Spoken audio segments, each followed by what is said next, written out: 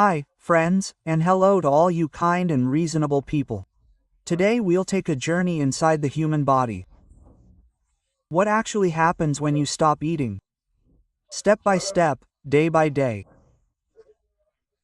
I made this video to give you the most complete explanation in one place, from your first missed meal to a whole month without food.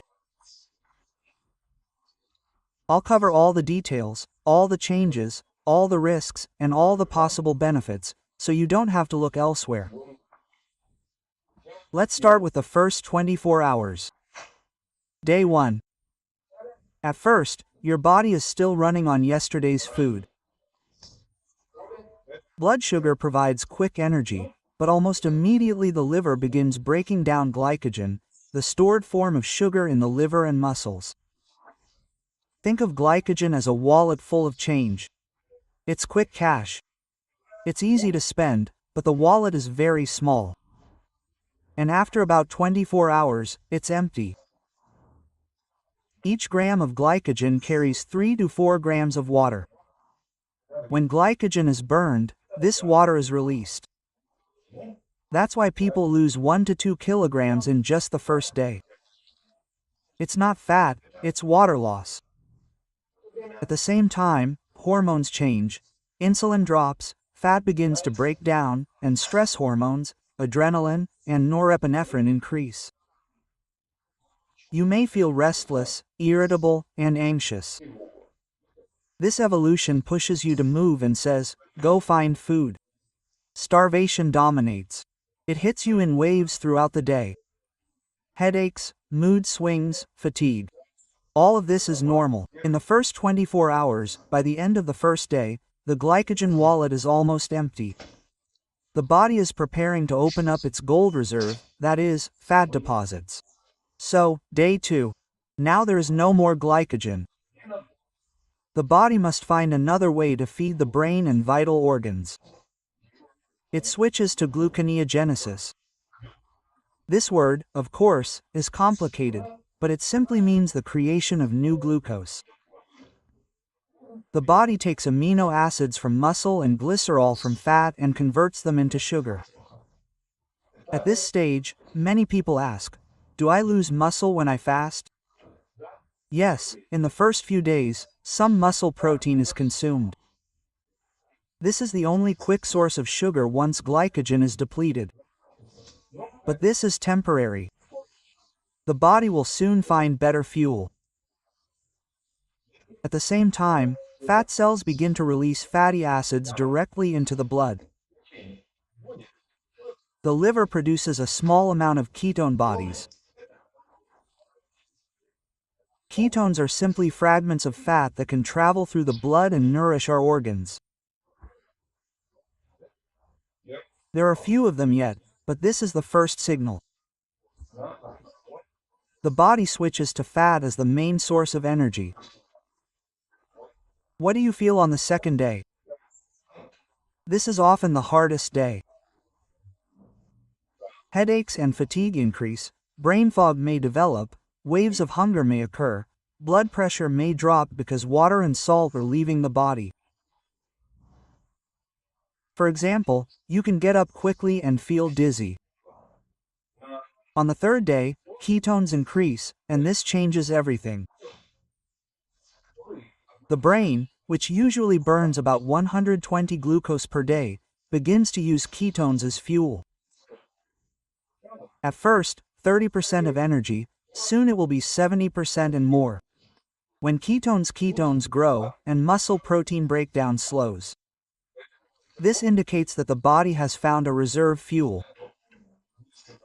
Instead of breaking down muscle, it begins to burn fat fully. This is why a person can live for weeks without food. Fat is a gold reserve. Ketones are the currency that supports the brain. How do ketones increase? In a healthy person, at rest, it's 0.1 mmol/L. On a ketogenic diet it's 0.5 to 1 mmol/L. And after 3 days of fasting, it's 3 to 5 mmol/L. But with fasting for more than a week, it's already 5 to 7 mmol/L. And with diabetic ketoacidosis, a dangerous coma increases to over 20 mmol/L. This shows why ketosis during fasting is safe and controllable, while ketone acidosis is dangerous and fatal. How do you feel on the third day? For many, hunger begins to disappear. Ketones suppress appetite. Some describe mental clarity and even mild euphoria. But you might also experience keto flu, dizziness, fatigue, and body aches. Your breath might have a fruity odor. This is acetone, one of the ketones, which is released through the lungs. The body is now officially in ketosis. The sugar tank is closed, the fat reserve is opened, and the brain has accepted the new fuel. So what happens from the 4th to the 7th day? By the 4th day without food, your body is firmly in ketosis. Glucose is no longer the main source of energy. Fat, yes, the liver makes ketones from fat. The brain runs primarily on them. Muscle protein breakdown slows dramatically. Now there is no need to break down muscle for sugar. Hunger. For many, it goes away. The obsessive cravings of the first few days disappear. Ketones suppress appetite. You may even feel a strange calm or clarity of thought. But there are downsides too. This is when keto flu, weakness, dizziness, and cramps often appear. Why? With low insulin, the kidneys excrete sodium and water. Electrolyte levels drop, meaning sodium, potassium, and magnesium, and without them, blood pressure drops. Your breath also retains the smell of acetone, but this is safe. This is a clear sign that you're simply burning fat. By the end of the first week, the numbers speak for themselves. The average person loses 4 to 5 kilograms. At first, it was water, now it's real fat. And an unusual process called autophagy begins inside the cells. The word means self-criticism, but it's not destruction, it's cleaning. Old, damaged proteins are broken down, broken parts are disposed of. Imagine a spring cleaning at the microscopic level. By the end of the week, you're in stable ketosis. The brain runs on ketones, muscles are preserved, fat melts. Hunger is reduced, and the cells are tidying up inside. So what happens from days 8 to 14? A week has passed, and now your body is almost entirely fueled by fat. But an important change: metabolism begins to slow down. In the first week, the engine was running hot. Now the body understands that this is temporary, it needs to conserve energy. By the 10th day, metabolism drops by 7%. By the end of the second week, it drops by 13 to 15%. The body conserves calories, prolonging survival. Cold hands and feet, shivering, less energy. The body quietly lowers the thermostat. Hormones confirm this shift. Triiodothyronine, also known as T3, the thyroid hormone, drops by 50%. Leptin, the satiety hormone, also drops. The brain hears one signal: save and slow down. Weight loss occurs, but more slowly. About 300 grams per day, 2 to 3 kilograms in the second week. This is real fat, not water. But the risks also increase. Uric acid increases, which increases the risk of gout and kidney stones if you don't drink enough. Vitamin reserves are depleted. The first critical vitamin is vitamin B1, thiamine. It is depleted in 10 to 14 days. Without it, the brain and heart suffer. Vitamin C can also decrease. And yet, there are benefits. Hunger and growth hormone rises, and this contributes to some muscle preservation. Inflammatory markers drop, blood pressure normalizes, insulin sensitivity improves dramatically. What happens from the 15th to the 21st day? 2 weeks have passed, and fasting has already become survival. The body has slowed down, and now it begins to consume everything. Metabolism is reduced by 20%. The pulse has slowed, often 40 to 50 beats per minute. Blood pressure is low, 90 to 60. The heart itself shrinks, the muscle is wasting away, there is little fuel. It works, but very unsteadily. Any failure of potassium or magnesium can cause fatal arrhythmia. Ketones are stable and high. The brain gets 2/3 of its energy from them. Blood sugar is low, but even. You may feel mental clarity, but the hidden cost is growing. The immune system shuts down, white blood cells become fewer, the defense is weaker, wounds take longer to heal. A simple infection can become dangerous. By the 21st day, approximately 15% of body weight. This is mostly fat, but muscle too. Your strength has diminished. Climbing stairs is harder, lifting objects is heavier. And you can look in the mirror. You can usually already see sunken cheeks, thin arms and legs, and ribs. And it's not just the fat that's gone, it's the protein, apathy, irritability, or obsessive thoughts about food that have disappeared. Many dream about food, their sleep is restless, and their attention is waning. The body holds together, but barely, and by the end of the 3rd week, your margin of safety is thin. You start to feel like you're surviving on borrowed time. And what happens from day 22 to day 30? 3 weeks have passed, and now every day without food is a serious risk. By day 30, most people lose about 20% of their body weight, and 80 kilograms turns into 64. The body resembles a skeleton. The ribs, hips, and muscles are gone, the cheeks are sunken, the fat is almost gone. The body is again eating protein, muscle, enzymes, and even parts of itself. Organs. Survival is bought at the cost of destruction. The skin becomes dry, pale, sometimes yellowish. A fine downy layer called lanuga appears. This is a last attempt to stay warm. Swelling of the ankles and abdomen. Paradoxically, thin and swollen at the same time, the immune system has collapsed. White blood cells are critically low.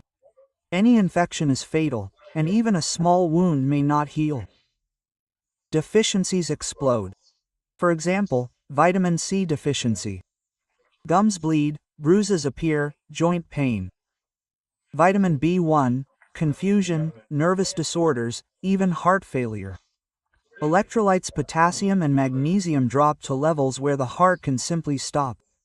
The heart is fragile, becoming smaller, weaker, and prone to arrhythmia. One of the main causes of death during starvation is sudden cardiac arrest. The brain still feeds on ketones, but clarity disappears. Apathy, confusion, and even delirium. Hunger disappears completely. Indifference sets in. The body shuts down unimportant functions. Dreams about food, obsessions with recipes, or complete detachment. A person is alive, but only half alive. By the 30th day, survival is possible, but it's a very fine line. Without medical supervision and a gradual exit. Then comes collapse, infection, organ failure, sudden death. The candle still burns, but the flame is weak and flickering. So, as you understand, our human body is amazing. It can survive for weeks without food, switching fuel, slowing down, and protecting vital organs. In the short term, fasting can be beneficial. A day or two clears out glycogen, 3 to 5 days lead to ketosis. Cells begin cleaning through autophagy. And this, naturally, improves insulin sensitivity and reduces inflammation. That's why controlled short fasts are interesting. But then the picture changes. By the 2nd week, metabolism drops, vitamins run out, uric acid rises. By the 3rd week, the heart shrinks, immunity weakens, and by the 4th week, the body is exhausted, and fasting is no longer a tool. It's a recipe for disaster. I'm often asked, which fast is better, water fasting or dry fasting? When fasting on water, fluids remain in the body. This means it's possible to eliminate toxins, maintain blood pressure and, to some extent, electrolyte balance. Therefore, under supervision, someone can go without food for weeks. With dry fasting, when there is neither food nor water, the story is completely different. Dehydration hits the kidneys, the blood thickens, blood pressure drops, dangerous arrhythmias can appear in a matter of days. This is not a safe shortcut. Water is essential. And my personal opinion is that I would never risk it for such questionable benefits. Short, medically supervised fasting can be an interesting tool. Long-term fasting or dry fasting? No, The cost: muscle loss, organ damage, and risk to the heart far outweighs the dubious effect. And the main conclusion: fasting is stress for the body. Short, controlled stress can cause beneficial adaptations, but prolonged or extreme stress is still destructive. Respect your body's limits. Drink water. If you fast, do it briefly and only under medical supervision. Observation: our bodies are amazing, yes, but they're not invulnerable. Use fasting as a tool, not as a game with your life.